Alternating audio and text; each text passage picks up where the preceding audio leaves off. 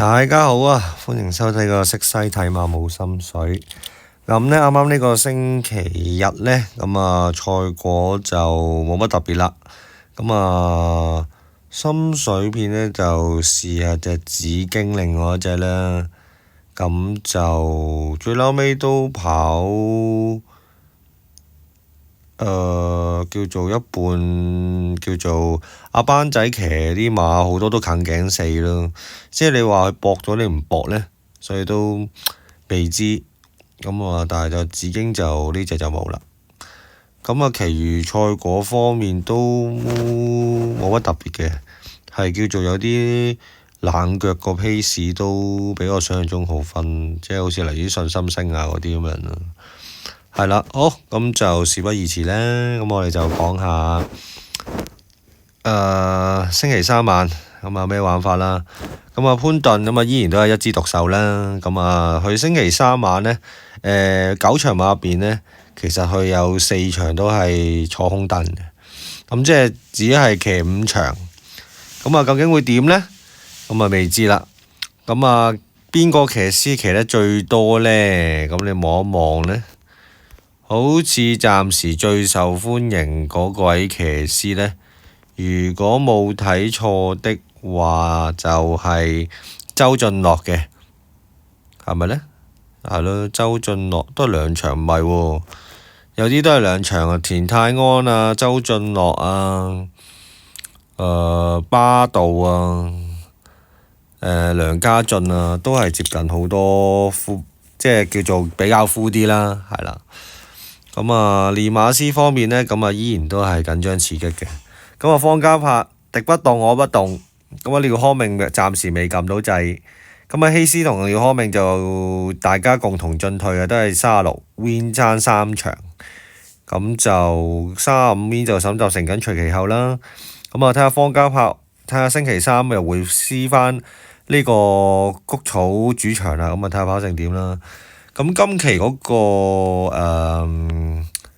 練馬師黃頭注表度呢，我覺得葉楚航就有啲古靈精怪嘅12倍，有少少陰陰濕濕啦，即係叫做幾吸引，但係又唔知買唔買好嗰啲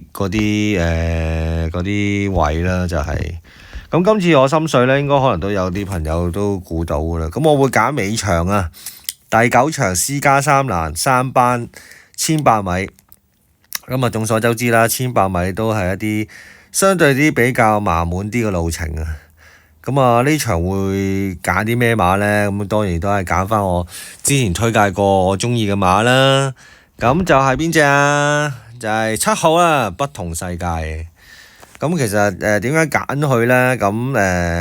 有原因嘅。你可能見到上幾次呢，可能你見武哥可能都話冇推介俾大家啦。除咗301我有推介之後呢，另外嗰2次呢，我都冇乜點推介俾大家，最多都係我記得係同大家講話買4連環咯。我記得438嗰場上次中過4連環嘅。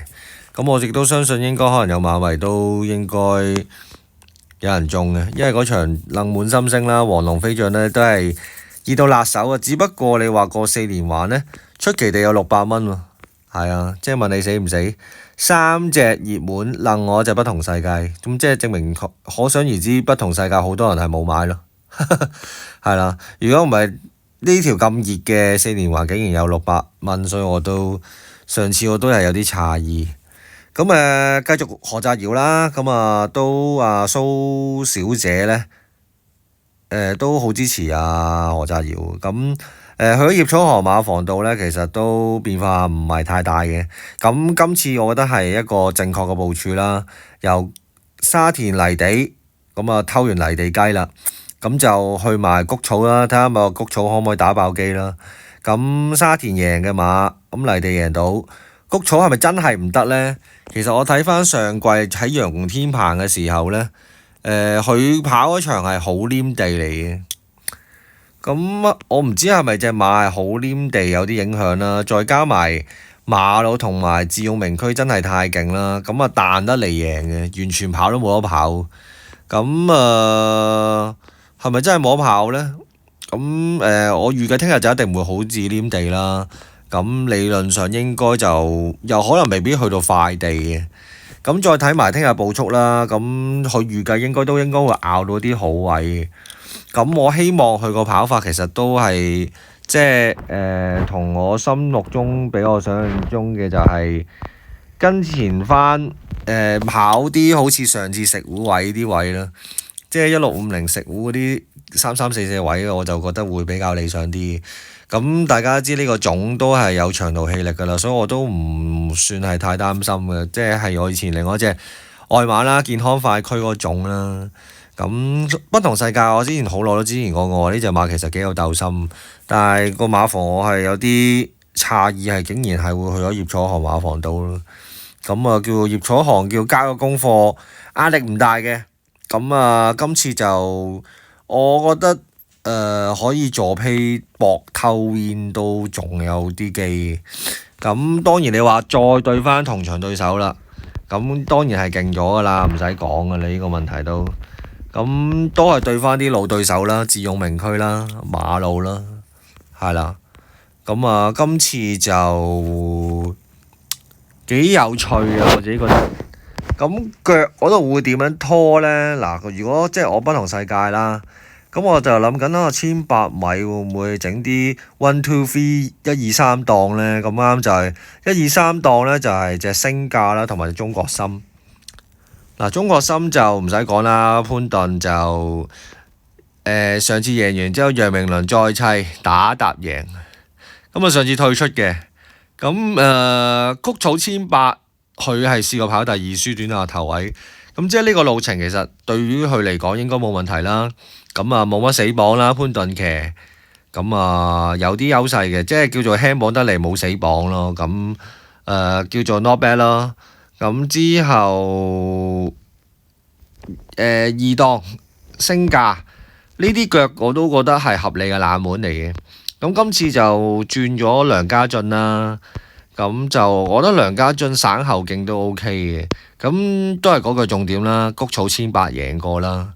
咁私家3其實佢今季跑過一次嘅，咁佢嗰次就抽5檔就跑得一般般。咁就轉咗去蘇慧賢之後呢，其實我覺得隻馬都可能都仲係有少少蘇慧賢係未知隻馬，唔係太點摸到隻馬係想去點樣。咁我覺得佢係仍然都係啲摸索階段，咁所以今次都純粹俾阿梁家俊試下啦，係啦。咁我見個神操方面都叫做正正常常咯，冇乜特別咯，係啦。咁所以就呢啲馬，咁當然你話不同世界去個神操方面呢，其實都一如以往㗎啦。咁啊何澤堯有親操啦，其實你見翻之前呢，臨尾搏殺之前呢，何澤堯大部分呢，佢都會親操一次嘅。咁所以其實我覺得個操練上就 OK 咯，我覺得冇乜特別咯。咁我叫起碼何澤堯就有自己親摸，叫做有啲誠意先咯，我自己覺得。咁今季5歲理論上就應該叫做最好嘅時間嘅，其實咁唔排除呢隻馬會唔會有早熟早殘嘅傾向呢？未知。咁評分其實都差唔多嘅，我覺得。咁最近我諗暫時呢一刻80分內馬咯，我自己覺得係啦。咁所以你話呢場即係對手有嘅，但係你話呢個路程係咪穩打穩紮贏嘅話呢，就未必。因為你話就算好似你 let's say 嘅而家睇智勇名區啦，佢所有夜馬路程都係1650，即係佢未去到一個最正宗嘅路程咯。咁所以我睇埋馬路先，馬路因為之前就係彈得不同世界好黏地嗰隻，咁佢哋都係主要係谷草嘅1650會比較準啲咯。咁所以呢，你話沙田谷草正宗贏個1800呢，其實唔係好多例子嘅啫，其實係啦。咁所以呢場我自己覺得就有啲參考性咯，叫做即係我覺得可以一試咯。咁就中國心雖然你話3班啦，咁起碼叫做3班輕講贏過咯，1800米。咁聽日揾潘頓，咁呢隻馬我諗潘頓應該都會唔會揸流灘啩，係啦。咁所以我就幾中意 1、2、3 1、2、3檔啊呢場。咁啊睇下心水中唔中咯。咁啊我最中意就不同世界，咁啊腳就會係星價同中國心。1、2、3檔睇下咪排隊 1、2、3翻嚟。咁啊心水就係咁多啦。咁啊記得 like 同 subscribe 到 YouTube channel 啦。咁睇下聽日中唔中，係咁先，拜拜。